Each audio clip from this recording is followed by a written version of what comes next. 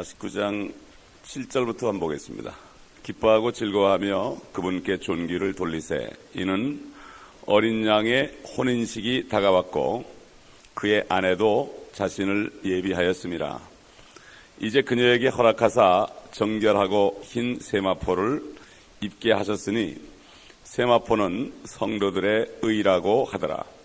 그때 그가 내게 말하기를 어린 양의 혼인잔치에 초대된 그들은 복이 있다고 기록하라 하고 또 내게 말하기를 이것들은 참된 하나님의 말씀들이라고 하더라. 내가 그에게 경배하려고 그의 발 앞에 엎드리니 그가 내게 말하기를 보라 그리하지 말라. 나는 예수의 증거를 가진 네 형제들과 같은 동료 종이니 하나님께 경배하라. 이는 예수의 증거가 예언의 영이기 때문이라고 하더라. 여기까지만 보겠습니다. 오늘은 어제 우리가 시편 45편을 통해서 그 하늘에서 있을 어린 양의 혼인식에 참여하는 사람들의 모습을 우리가 봤습니다. 에베소서 3장 15절에 보면은 하나님의 가족에 대해서 나옵니다. 또 우리는 하나님의 가족이 되었다. 이렇게 또 하나님의 말씀은 증거하고 있습니다. 근데 우리가 알아야 될 것은 여러분 우리 침례인 요한이 이런 얘기를 했죠. 신부를 취하는 것은 신랑이지만 나는 신랑의 친구로서의 기쁨이 충만하도다. 그러니까 결혼식장에는 신랑도 있고 신부도 있고 친구들도 있습니다. 당연히. 그러니까 이 땅에 있는 이 결혼식이 바로 그 어린 양의 혼인식의 모델이에요. 그게 모든 게 이 땅에 이루어지는 게 하늘에 있는 거의 모형들이에요. 우리가 그걸 잘 보면은 상당히 흥미롭습니다. 그래서 그 하나님의 가족은 말이죠. 우리가 폭을 넓게 봐야 돼요. 자꾸만 그 많은 사람들이 옛날 노아도 예수 믿고 구원받았다고 그러는 사람 그 같은 도대체 이해가 안 가. 어떻게 노아가 예수 믿고 구원받았어요? 하나님께 은혜를 찾았다고 그랬죠. 그렇죠? 은혜를 찾았다고 그랬죠. 그러니까는 자꾸만 우리 시대만 생각하는데 우리 시대 이전에 수천 년의 사람이 살았는데 하나님께서는 다 가족마다 이름을 부여했습니다. 여러분 한번 에베소 3장 15절 보겠습니다. 3장 15절. 하나님의 마음처럼 우리도 넓어집니다. 그렇게 되면 넓어진다는 것이 타협한다는 게 아니고 진리에 대해서는 타협하면 안 되고 은혜에 대해서는 마음껏 넓어야 됩니다. 마음껏 넓어야 돼요. 3장 14절 15절 보면요. 이로 인하여 내가 우리 주 예수 그리스도의 아버지께 무릎을 꿇고 비노니 그분께로부터 하늘이나 땅에 있는 모든 가족이 이름을 부여받았느니라. 모든 가족이 이름을 부여받았다. 저희들이 부여받은 이름은 교회입니다. 그리스도의 교회요.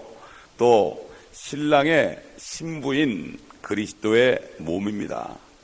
저의 이름은 그리스도의 신랑의 신부인 예수 그리스도의 몸이요. 우리 한 사람 한 사람은 지체들입니다. 이 얼마나 귀중한 이름을 우리가 받았습니까? 그 다음에 율법 시대 모세로부터 침례인 요한 때까지는 바로 쉽게 얘기해서 율법 시대라고 그러는데 그때까지 사람들을 구약 성도라고 그럽니다. 구약 성도. 구약이라는 게 뭡니까? 약속이 뭐죠? 율법을 통해 약속한 거거든요. 구약 성도들은 바로 침례인 요한이 잔 더 바프티스트가 얘기한 것처럼 신랑의 친구들입니다. 신랑의 친구들. 그리고 모세 이전에 구원받은 사람들, 아담도 은혜로 구원받았죠. 아담도 그 죄를 졌는데도 가죽옷을 입혀가지고 은혜를 줬습니다. 물론 우리가 받은 은혜와 그들이 받은 은혜는 성격이 다릅니다. 그렇기 때문에 율법이 오기 전에 에덴 동산의 에덴의 언약을 저들이 범하고 쫓겨나서 세상에 나왔을 때는 어떤 법도 없었습니다. 하나님이 어떤 법도 주지 않았죠. 그러니까 그렇기 때문에 그들은 또 우리하고 좀 다른 종류의 은혜로 구원받은 사람들, 노아도 마찬가지고요. 그렇지 않습니까? 그러니까 모세 이전에 2500년 동안이라는 시간이 있었어요. 십자가 사건 이후 2000년이 좀 지났는데 그때보다 더 많은 세월이 있었습니다. 그때도 엄청난 사람들이 태어났다 죽었습니다. 하나님이 볼 때는 똑같이 사랑스러운 사람들이요, 하나님이 볼 때는 똑같이 그들의 모태에서 하나님이 다 빚어 만든 사람들이요. 그런 사람들은 바로 엄청난 무리들이 있죠. 근데 보면은 시편이나 이 솔로몬의 노래 보게 되면은 거기 보면 후궁들이 많이 나옵니다. 후궁들이 많이 나와요. 혹시 그들의 모습이 아닌가? 이름은 잘 모르겠지만 그렇게 상상할 수 있고, 또 열처녀 비유에 나오지만요, 환란 때 휴거된 무리들을 처녀들, 그래서 보면은 그 솔로몬의 노래 보면 처녀들이 나와요. 우리 솔로몬의 노래, 이걸 아가서라고 돼 있죠. 근데 이게 원래 Song of Solomon이에요. 그거를 그냥 옛날에 번역하는 사람이 그냥 아가라고 번역한 건데 원래는 솔로몬의 노래가 정확한 번역입니다. Song of Solomon. 솔로몬의 노래 6장을 한번 찾아보겠습니다.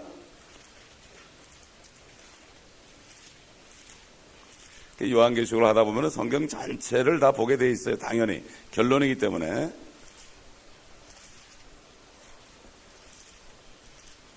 솔로몬의 노래 6장 4절 보겠습니다. 오 나의 사랑아, 너는 티르사같이 아름답고 예루살렘같이 보기 좋으며 깃발 들은 군대처럼 위엄이 있도다. 너의 눈이 나를 압도하니 그 눈을 내게서 돌이켜다오. 너의 머리는 길르앗에서 나타난 염소떼 같고 너의 이는 씻는 곳에서 올라온 양떼 같으니 그 중에는 새끼를 낳지 못하는 것이 하나도 없고 각기 쌍둥이를 낳은 것 같도다. 네 뺨은 네 머리 타래 안에서 석류 한쪽 같도다. 이게 누굽니까? 바로 그리스도의 신부입니다. 우리들입니다. 우리들이 이렇게 변한다고요. 근데 보면 거기 군대처럼 위험이 있다 그랬죠. 그리고 이빨은 양 같다고 그랬죠. 이게 뭡니까? 양 같은 그리스도인들이지만요, 전도 현장에 나가면 군대가 되는 거예요. 군대가 돼. 그러기 때문에 주님이 재림하실 때 하늘의 군대로서 주님을 따라오는 겁니다. 그래서 불꽃이 앞을 나가고 우리는 불을 밟으면서 이 땅에 행진하면서 심판을 할 것입니다. 그렇기 때문에 지금 십자가 군병되어서 하는 찬송, 십자가 군병들아 주 위에 일어나. 이 땅에 우리는 주님 앞에서는 양 같아야 되고 세상에 나가면 사단 앞에서는 군대들이 돼야 됩니다. 뺏어와야 됩니다. 영혼들을. 이게 바로 십자가의 군대. 그렇기 때문에 양면이 있습니다. 정말 남들에서 기도하고 그 사람들을 품어줄 때는 정말 죽기까지 양처럼 순종하지만 밖에만 나가면 용사가 되는 게 바로 그리스도인입니다. 근데 안에서는 용감한데 밖에 나가면 팍 죽는 건 이건 그리스도인 아니에요. 그렇기 때문에 여기 바로 신부의 모습이 여기 이렇게 나타나 있습니다. 8절 보면 왕후가 60이요 후궁이 80이요 처녀들은 셀 수도 없으나. 그러니까 보세요. 우리 신부 외에 왕후들과 그 다음에 후궁들과 처녀들, 왕후가 누구겠습니까? 우리뿐만 아니라 많은 구약 성도들도 다스릴 권세를 준 거예요, 하나님께서. 그렇기 때문에 결국 구약 성도나 신약 성도나 다스리는 권세를 그 분량만큼 주시죠. 분량만큼 주시는데 왕후도 있고 후궁도 있고 처녀들은 셀 수도 없다. 열처녀 생각이 나죠? 환란 때 휴거되는 유대인들. 그러나 9절 보세요. 나의 비둘기 또 나옵니다. 신부가 나의 더럽혀지지 않은 자는 오직 하나요. 그녀는 그 어머니의 외동딸이며 그녀를 낳은 어머니의 귀한 사람이라 딸들이 그녀를 보고 그녀를 축복하니 정녕 왕후들과 후궁들과 그들이 그녀를 칭찬하는도다. 지금 마지막 때 정말 그리스도의 신부로서 순결을 지키며 참 군대처럼 주님이 사령관 된 그 군대에 소속돼서 그 명령을 순종하며 때를 얻든지 못 얻든지 말씀을 전파하라 아멘 하고 나가는 사람들, 이런 사람들을 칭찬한다 이겁니다. 그렇기 때문에 우리가 밖에 나가 복음을 전할 때 하늘에 이미 올라간 성도들이 칭찬한다고요. 그래서 사도 바울이 히브리서 11장에 보면은 구름같이 둘러싼 수많은 허다한 증인들이 있다. 그 둘러쌌다는 게 어떤 뜻인가 하면 말이죠. 우리가 스테디움에서 달리기를 하는데 스탠드에 하늘에 올라간 성도들이 쫙 우리를 보고 있다는 얘기에 그런 뜻으로 쓴 겁니다. 그게. 그래서 우리가 힘을 잃어버리면 거기서 막 그냥 응원해주는 이런, 저는 전도랑한테 그걸 연상해요. 힘이 없을 때 막 나를 응원하는 사도 바울도 보고 나를 응원하는 다윗도 보고 아브라함도 보고 그렇게 할 때 힘이 확 솟는 거예요. 예? 주님은 물론이고요. 주님은 물론이고. 그 하나님의 말씀을 알아야만 우리가 힘을 얻을 수 있습니다.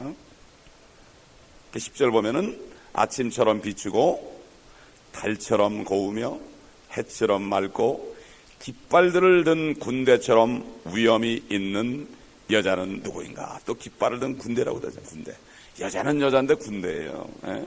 그렇기 때문에 이거는 지금 복음을 전파하는 그리스도인들을 여기에 말씀하고 있습니다. 그렇기 때문에 참 결혼식지 않은 신랑도 있고 신부도 있고 친구도 있고 또 여러 보면은 지금 율법시대 이전에 구원받은 사람들도 있고 또 환란 때 휴거돼 가지고 올라온 처녀들도 있고 그 다음에 이방인들은 손님이 되는 거예요. 이방인들은 손님이. 환란 때 그때 회개해 가지고 그때 구원받은 사람들은 손님이 되는 거예요. 그런데 또 하나님의 가족이 또 있습니다. 주님이 천년왕국 때 또 믿을 사람도 있거든요. 그 가족들은 포함이 안 됩니다. 왜냐하면 그 가족들은 어떻게 됩니까? 그 가족들은 혼인잔치 이후에 하나님의 가족으로 들어오기 때문에 그들은 포함이 되지 못해. 그래서 첫째 부활에 참여한 자들이 복이 있도다 그런 거예요. 첫째 부활에 참여한 자들이 뭡니까? 첫째 부활에 참여한 거는 구약성도에 쉬고요, 신약성도에 쉬고요, 환란성도에 쉬고 이렇게 올라간 사람들은 첫째 부활입니다. 목 잘린 사람도 첫째 부활이고 우리가 죽어서 주님 오실 때 만약 늦게 오시면은 무덤에서 일어날 때 첫째 부활이고 또 주님이 십자가에 죽으셨다 부활하실 때 구약성도도 첫째 부활이고 첫째 부활에 참여한 사람은 복이 있도다. 어린 양의 혼인잔치에 초대받았던 얘기입니다. 그렇기 때문에 참 우리가 얼마나 축복인지 모릅니다. 그래서 지금 19장 다시 돌아가 보면요. 19장 9절 보게 되면은 마지막 그 문장에 보게 되면 뭐라 했습니까?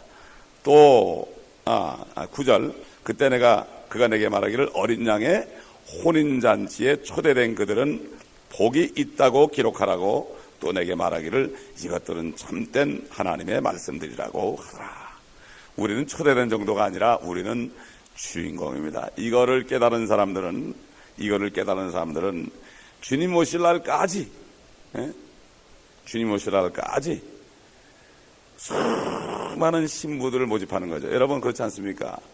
주님은 이 땅에 창세전부터 주님 그리스도 안에서 아버지 하나님께서 참 그리스도 안에서 하나님의 아들들을 많이 나오게 하려고 이 지구를 창조했어요.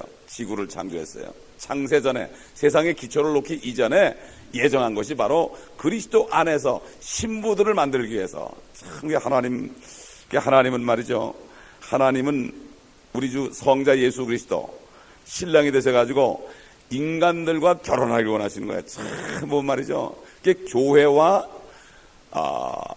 그리스도인에 관한 관계를 남편과 아내로 비유했고 이 땅에서 결혼하는 것도 그 신비는 바로 내가 그리스도와 교회에 관하여 말한다 그랬죠. 인간의 교회 그 결혼이 주가 아니고 그거는 그림자고 내가 이것을 얘기하는 것은 남자가 부모를 떠나 아내와 합하여 한 몸이 되는 것은 내가 교회와 그리스도에 관하여 말하노라. 그 얘기 뭐죠? 지금 이 땅에 있는 결혼식이 바로 교회와 그리스도의 결혼의 모형과 그림자란 얘기예요. 그렇기 때문에 남자들은 그리스도처럼 행세해야 되는 거예요. 그리스도처럼 여인을 위해서 아내를 위해서 죽기까지 사랑해야 되는 거예요. 아내가 바람에 나가도 집을 나가도 끝까지 붙잡아야 되는 게 남편이에요. 여러분 이게 그리스도의 사랑입니다. 아멘. 남편이 그렇게 한다면 얼마나 좋겠습니까? 또 아내도 남편이 아무리 못된 짓을 해도 끝까지 따라가는 게 참 그러니까 우리 한국이 그래도 보면은 그 여필종부란 말이 있지 않습니까? 남편이 살아있는 동안에는 끝까지 끝까지 따라가는 거, 이게 아니에요. 이게 뭡니까? 바로 우리 그리스도인은 어떤 일이 있어도 그리스도를 끝까지 따라가는 거, 이게 바로 하나님이 만들어 오신 엄청난 축복된 법칙이라는 것을 우리가 알아야 됩니다. 우리 10절 보겠습니다. 내가 그에게 경배하려고 그의 발 앞에 엎드리니 그가 내게 말하기를 보라, 그리하지 말라. 나는 예수의 증거를 가진 네 형제들과 같은 동료 종이니 하나님께 경배하라. 이는 예수의 증거가 예언의 영이기 때문이라고 하더라. 여기 보면 천사를 향하여서, 자기 자신에게 향하여서 나를 경배하지 말아라. 지금 캐톨릭에서는 천사도 경배하죠. 또 성인들, 죽은 성자들, 자기들이 성자 만들어 놓고 성인들을 경배하고 있죠. 또 교회를 경배하라고 합니다. 그 사람들은 교회. 왜냐하면 교회법이 성경보다 더 위에 있습니다. 교회를 경배해라. 주님보다도 위에 있어요. 또 교황도 무하기 때문에, 교황은 죄가 없다 그래요. 그래가지고 교황의 말이 성경보다 더 위에 있습니다. 예수 그리스도보다 더 위에 있단 말이에요. 참 기가 막힌 얘기죠. 성사들, 이 사람들은 성사를 통해 구원받는다고 그래요. 성사를 통해서 구원받는다고 그래요. 성사도 경배할 수 없는 거고, 어떤 교리도 경배하면 안 돼요. 주님 외에는 아무것도 경배할 수 없습니다. 주님 없이는 그런 게 있을 수 없어요. 그리스도 앞에는 어떤 것도 둘 수 없습니다. 우리 골로새 2장 18절 찾아보겠습니다.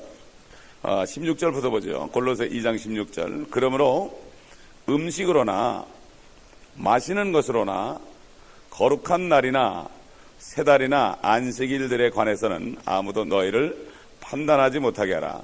이런 것들은 다가올 것들의 그림자이나 몸은 그리스도의 것이니라. 아무도 자의적인 겸손과 천사들을 숭배함으로 너희의 상을 속여 빼앗지 못하게 하라. 그는 보지 않은 것을 억지로 주장하고 자기 육신의 생각으로 헛되이 과장하며 머리를 붙들고 있지 아니하니 온 몸이 머리에서 마디와 힘줄을 통하여 영양을 공급받고 엮어져서 하나님께서 자라게 하심으로 자라느니라. 너희가 그리스도와 함께 세상에 유치한 원리에서 죽었을진데 어찌하여 마치 세상에서 살아있는 것 같이 법령에 복종하느냐.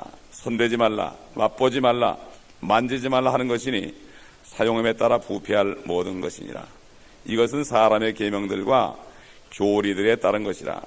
이런 것들이 의지 숭배와 겸손과 금욕에는 지혜 있는 것처럼 보이나 육체를 만족시키는 데는 아무 소용이 없느니라. 이 모든 종교행위를 얘기합니다. 종교행위들. 결국 예수 그리스도 앞에는 어떤 것도 두어서는 안 된다, 이런 얘기입니다. 그리고 여기 우리가 지금 본문에 이런 말씀을 봅니다. 예수의 증거가 예언의 영이기 때문이다. 예수의 증거는 예언의 영이다. 여러분 그렇지 않습니까? 지금 우리가 많은 그리스도인들이 지금 혼동을 해요. 보면 다른 종교인들이 더 착하고 더 사랑이 많다. 그래가지고 많이, 심지어는 불교로도 가고 또 캐톨릭도 가고 그런 사람들이 많이 있어요. 예수의 증거는 예언의 영입니다. 물론 예수 그리스도를 믿는 사람도 사랑을 해야 됩니다. 그러나 그것으로는 충분하지 않습니다. 종교인들도 다 합니다. 근데 문제는 예수 믿는 사람이 예언의 영이 없으면 이건 다른 종교인보다 못하게 될 수가 있어요. 왜 그런가 하면 예수 믿는 사람들은, 많은 사람들이 보면은 원래 착하지 않은 사람들이 죄인임을 깨닫고 믿는 사람들이 많아요.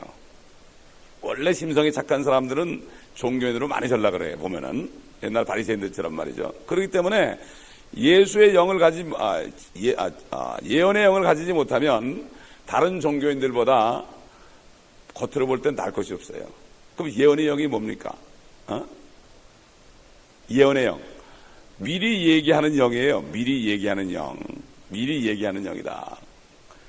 쉽게 얘기해서 미래를 아는 영이에요.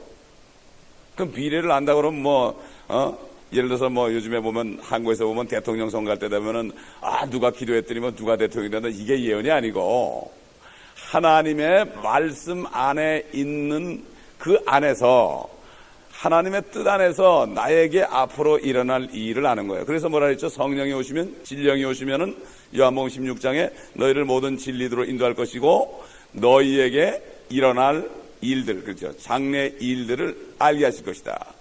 하나님의 그 말씀 안에, 테두리 안에서 하나님이 계획하신 것이 나에게 어떻게 이루어질 것인가, 이런 것들을 알게 된다 이거예요. 쉽게 얘기해서요, 죽으면 어디로 가는가 확실히 알아요. 천국 가는 걸 확실히 알아요. 이건 뭐 예언의 영이기 때문에 그런 거예요. 이거 뭐 누가 가르쳐 준 게 아니에요. 예? 그게 보통 구원의 확신, 구원의 확신 그러는데 그게 바로 예언의 영을 얘기합니다.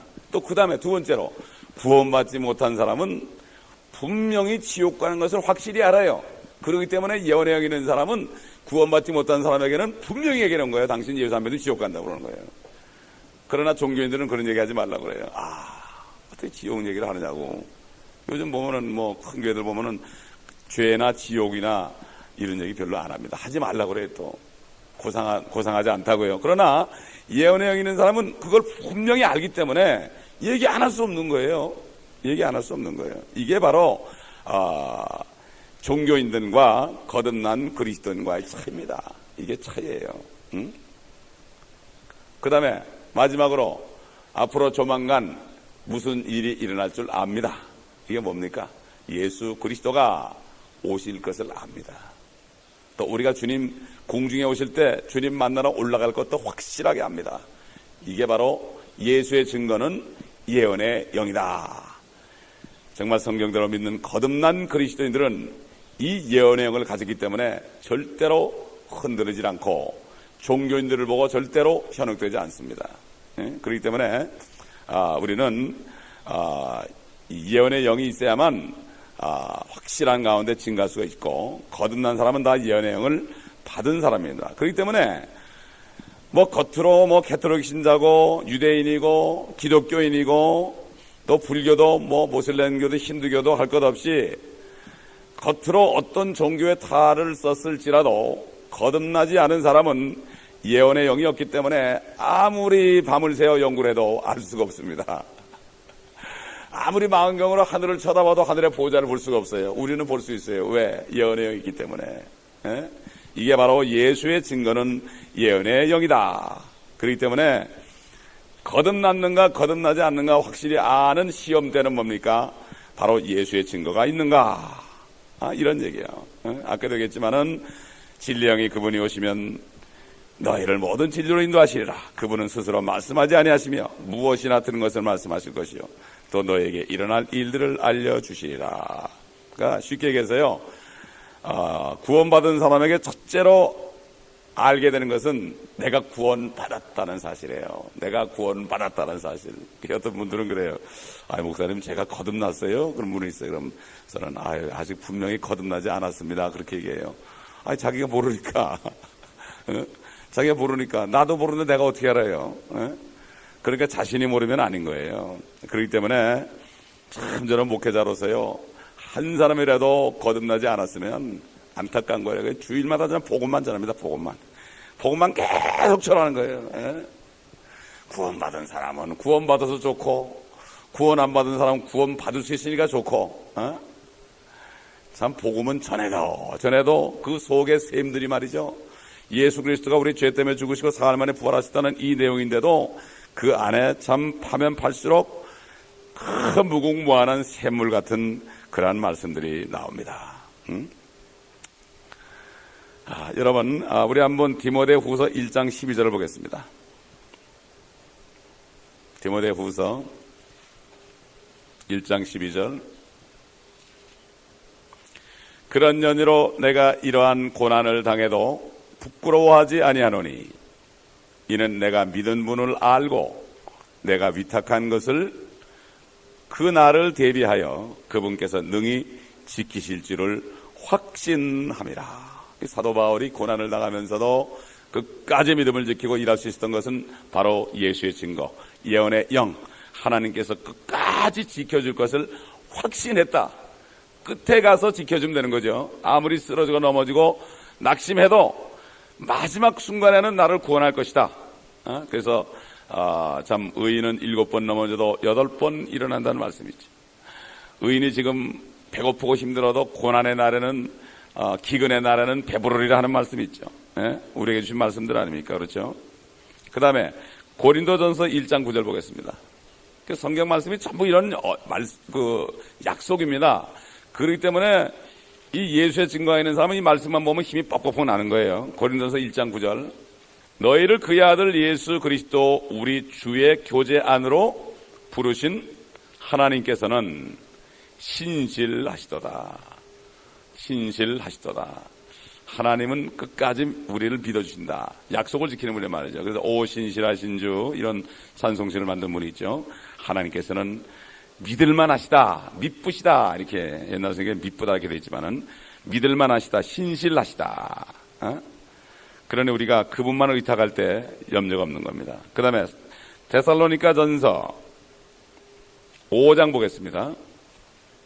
예를 들어서 몇 개 찾는 건데 무궁무진하게 많죠. 이런 말씀들이. 5장 23절 그리고 24절 보겠습니다.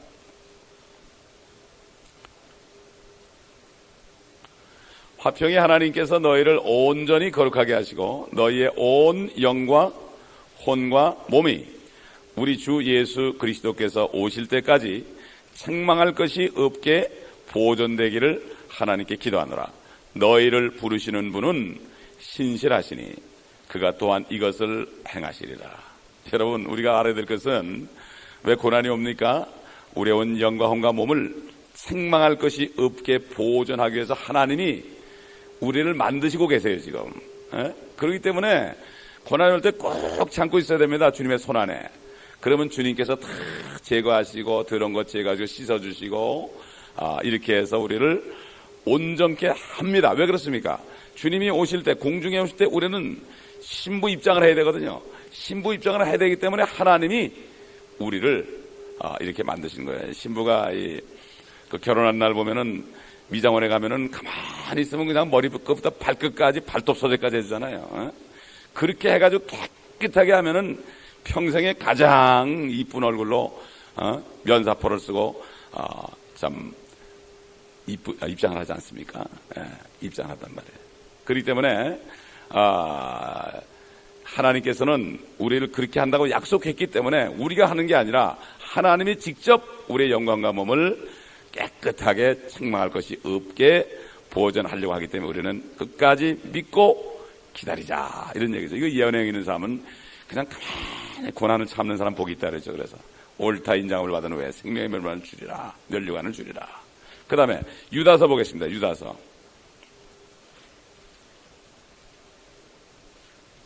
24절 보겠습니다. 유다서 24절.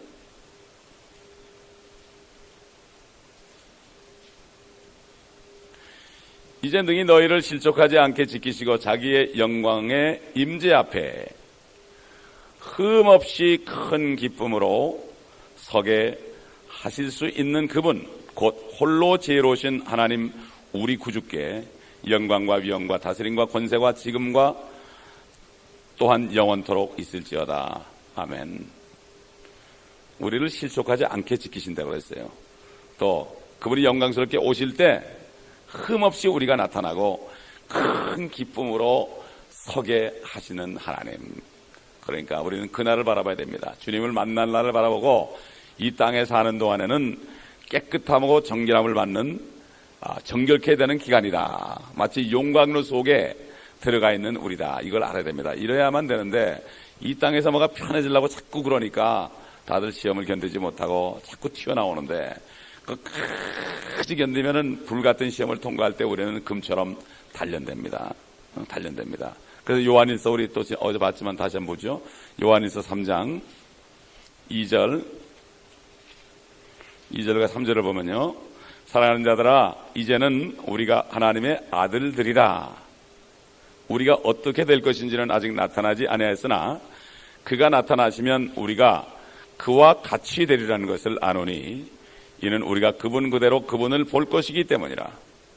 그분 안에서 이 소망을 가진 사람은 누구나 그분이 정결하신 것처럼 자신을 정결케 하느니라. 정결함을 받는 기간입니다.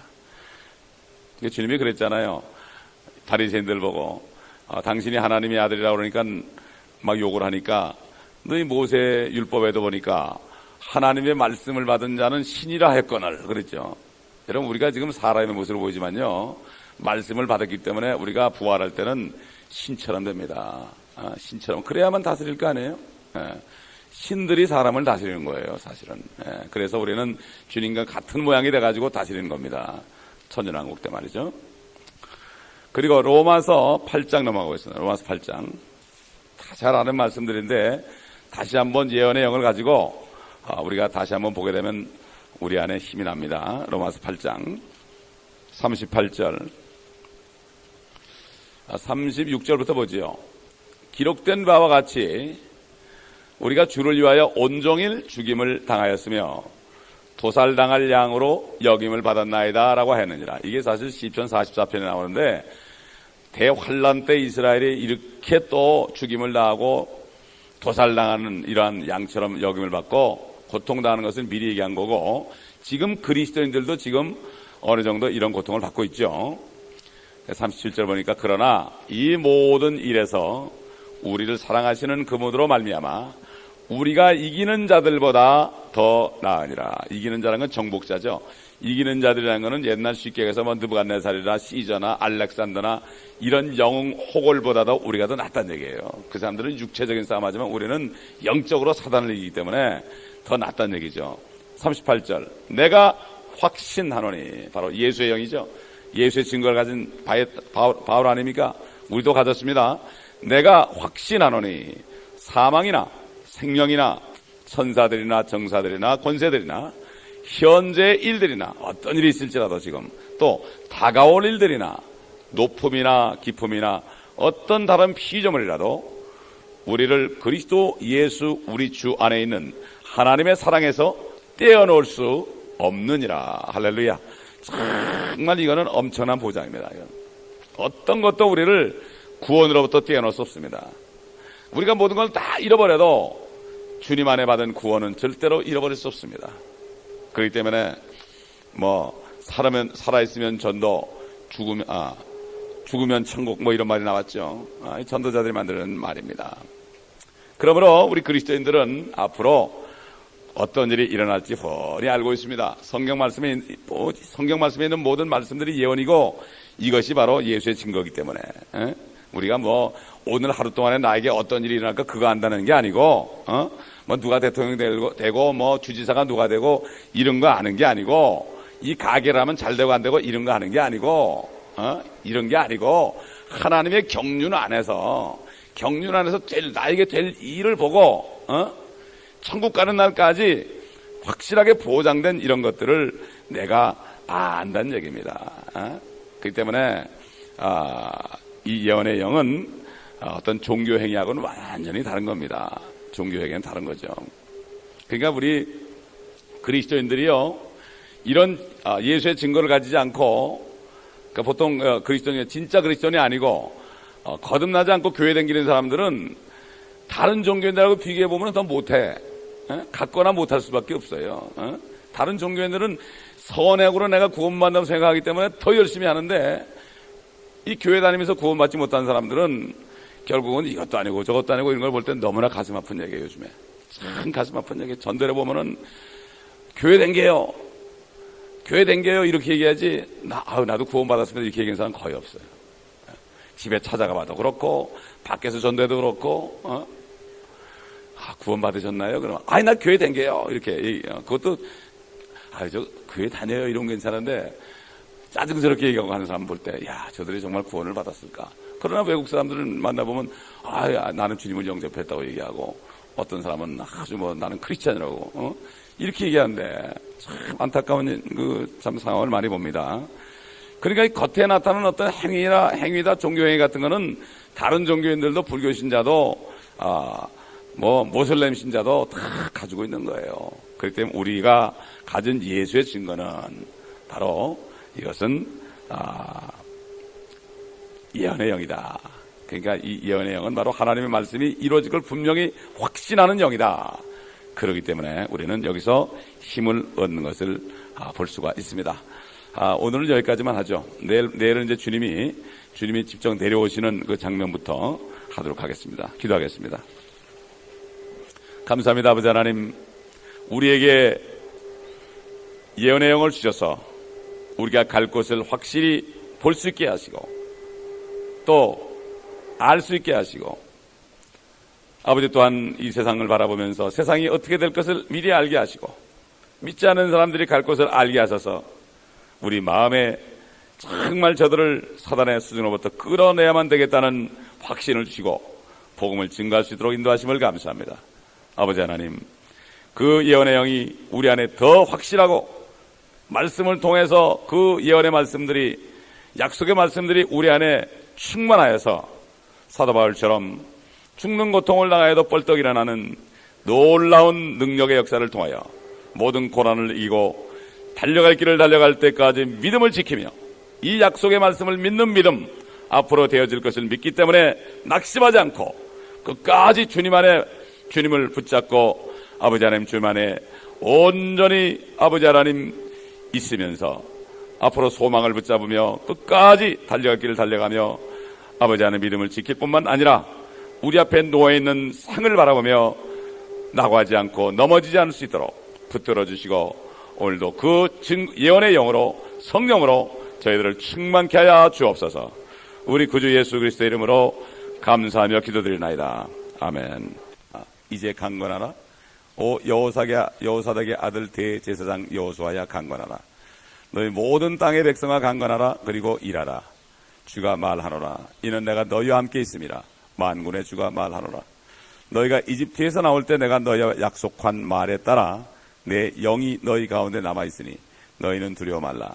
만군의 주가 이같이 말하노니 조금 있으면 하늘들과 땅과 바다와 육지를 내가 한 번 흔들 것이요.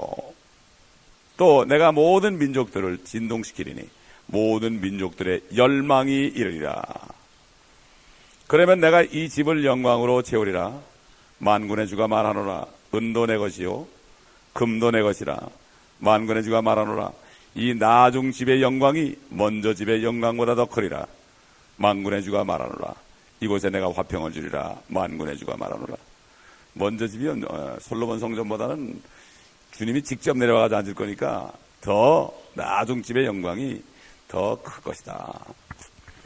수십 년 전에 말이죠, 저 보스턴 항구에 비밀리에 밤중에 엄청난 화강암의 석재들이 잘 다듬은 돌들이 배로 실어서 어딘지 모르는 곳으로 갔습니다. 지금 이스라엘은 성전을 짓기 위해서 계속 준비하고 있다는 얘기예요. 예? 그게 벌써 그런 정보가 샜어요. 벌써 수십 년 전에. 예. 이 성전이 우리가 휴거되기 전에 세워질지 우리가 휴거된 다음에 세워질지 몰라도 하여튼 그 언저리에 세워질 것입니다. 이스라엘에. 그래야만 저 그리스도가 거기에 앉아서 내가 하나님이라고 그럴 수 있기 때문에 또 우리 요한계시록 11장에 보니까 성전 밖은 측량하지 말고 성전 안은 측량하란 말대로 환란에 분명히 성전이 예루살렘에 있을 것을 얘기하기 때문에 이렇게 우리가 알 수 있고, 이 학개서를 통해서 성전이 지어질 것을 여기에 말씀하고 있습니다. 우리 스가랴서 넘어가고 있습니다. 스가랴서는 여러 번 읽었죠. 스가랴서는 예수님의 초림과 재림이 한꺼번에 나와 있죠. 예. 나귀 타고 주님이 오실 것도 다 나와 있고 다 나와 있는데 여기는 재림에 관한 것만 보겠습니다. 12장 보겠습니다. 1절부터 보겠습니다. 이스라엘을 향한 주의 말씀에 엄중함이라. 하늘들을 펼치고 땅에 기초를 놓으며 사람 안에 사람의 영을 형성하는 주가 말하노라. 보라, 사람들이 유다와 예루살렘을 포위할 때에, 아마겟돈이죠, 내가 예루살렘을 주위의 모든 백성에게 떨리는 잔이 되게 하리라. 그날에 내가 예루살렘을 모든 백성에게 무거운 돌이 되게 하리라. 비록 세상의 모든 백성이 그것을 치려고 함께 모일지라도 그 돌들을 드는 자들은 모두 산산이 부서지리라. 참 선지자들이 다른 시대에 살았는데 똑같은 얘기를 합니다. 같은 성령이니까. 주가 말하노라. 그날에 내가 모든 말을 쳐서 놀라게 하고 그 탄자를 쳐서 격노하게 하리라. 또 내가 유다 집 위에 내 눈을 떠 백성의 모든 말을 쳐서 눈멀게 하리라. 여러분, 제가 청년부를 맡고 있을 때, 옛날 부교육자 시절에 청년부를 맡고 있을 때 내가 실험해 봤어요. 청년들을 두 줄로 세워놓고요, 쪽지를 줘가지고 귀 속에다가 전해가지고, 그래가지고 맨 마지막 사람이 칠판에 쓰라고 그랬어요. 그랬더니 첫 번에 전해준 말하고 반대된 말이 나오더라고. 완전히 반대되는 말이. 기가 막히게 자기들도 웃더라고요. 같은 자리에 있으면서 얘기해줘도 다 들리는 게 다른데, 1000년 이상 되는 기간에 성령께서 하신 말씀 들어가지고 얘기한 게 똑같단 말이에요. 이게 왜 그렇습니까? 똑같이 하나님께 직접 들었기 때문에 그런 거죠. 그렇지 않습니까? 참 말씀을 볼수록 우리는 참 떨리는 겁니다. 5절, 그리하여 유다의 총독들이 그들의 마음에 말하기를 예루살렘의 거민들이 만군의 주 그들의 하나님 안에서 내 힘이 되리라 하리라. 그날에 내가 유다의 총독들로 나무 가운데 불화로 같게 곡식 땅 가운데 횃불 같게 하리니 그들이 오른편과 왼편에 에워싼 모든 백성들을 삼킬 것이라. 그리고 예루살렘은 그 본래 자리 곧 예루살렘에 다시 거하게 되리라. 주는 또한 먼저 유다의 장막들을 구원하리니 이는 다윗 집의 영광과 예루살렘 거민들의 영광이 유다를 대적하여 스스로 높이지 못하게 하려 함이라. 그날에 주는 예루살렘의 거민들을 보호하리니 그 날에는 그들 가운데 약한 자가 다윗같이 되겠고 다윗 집이 하나님같이 그들 앞에 선 주의 천사같이 되리라. 엄청나게 되는 거죠, 이스라엘 민족들이. 그 날이 오면 재림의 날이죠. 내가 예루살렘을 치러오는 모든 민족들을 멸하고자 하리라. 아마겟돈과 재림의 날. 또 내가 다윗의 집과 예루살렘의 거민들 위에 은혜와 간구의 영을 부어주리라. 그러면 그들이 찔렀던 나를 쳐다볼 것이며, 그가 아니라 나를 쳐다볼 것이며, 그러면 예수님이라고 그러지 다들. 나 그러면 여호와 아니에요. 그러니까 결국 예수님이 여호와라. 하나님께서 육신을 입었다는 게 아닙니까? 여호와 하나님께서 육신을 입고 오신 분이 바로 예수라는 거 아닙니까? 여기에 그때 안다 이거예요. 그들이 지금은 몰라도 그들이 그를 위하여 애통하리니 마치 어떤 사람이 자기 외아들을 위하여 애통한 같이 할 것이요. 하나님의 독생자를 죽였으니 자기들의 외아들이 죽은 것 같이 고통을 받는다 이거죠. 그들이 그를 위하여 비통에 잠기리니 마치 어떤 사람이 자기 처자들을 위하여 비통에 잠기듯 하리라. 그렇죠. 그 다음에 이제 13장에 가보면 그들이 다 용서받는 게 나오고요. 14장 가보면은 우리가 다 봤죠. 4절 좀 보겠습니다. 그의 발이 그날에 예루살렘 앞 동편에 있는 올리브산 위에 서시리니 올리브산은 그 중간이 동쪽과 서쪽으로 갈라져 매우 큰 골짜기가 생길 것이며 산의 절반은 북쪽으로 산의 절반은 남쪽으로 옮겨지리라. 너희는 산들의 골짜기로 도망하리니 이는 산들의 골짜기가 아살까지 미칠 것임이라. 정녕 너희가 도망하리니 마치 유다의 우시야 왕 때의 왕의 시대에 너희가 지진 앞에서 도망했던 것과 같으리라. 주 나의 하나님께서 오시리니. 주 나의 하나님께서 오시리니. 예수 그리스도가 하나님이라는 얘기 아니에요. 하나님께서 오시리니 모든 성도들이 주와 함께 하리라. 그날에는 빛이 명료하지 아니하고 어둡지도 아니하리라. 그러나 주께 알려질 한 날이 있으니 재림의 날이죠. 낮도 아니요 밤도 아니나 저녁 무렵에 빛이 있게 되리라. 그날에는 생수가 예루살렘으로부터 솟아나서 그 절반은 앞바다로 그 절반은 뒷바다로 흐르니 여름과 겨울에도 그러하리라. 주께서 온 땅을 치리할 왕이 되시리니 그 날에는 한 분 주께서 계실 것이며 그의 이름 하나만 있으리라. 아멘. 쭉 가보면 천연왕국 때 일어난 일들이 쭉 나옵니다. 장막절을 지키러 올라오지 않는 나라는 비가 오지 않는다. 이제 마지막으로 말라기서 가보겠습니다. 재림 앞에서 이거 최후 경고입니다. 이거 말라기는요. 최후 경고야. 이제 더 이상 없잖아요. 최후 경고로 끝나고 400년 동안 선지자가 없었습니다. 1절 4장 1절 보라 이는 화덕같이 탈 그날이 오기 때문이니 교만한 자와 악을 행하는 자는 정녕 다 그루터기가 되리라. 오는 그날이 그들을 태우리니 뿌리나 가지도 그들에게 남기지 아니하리라. 만군의 주가 말하노라.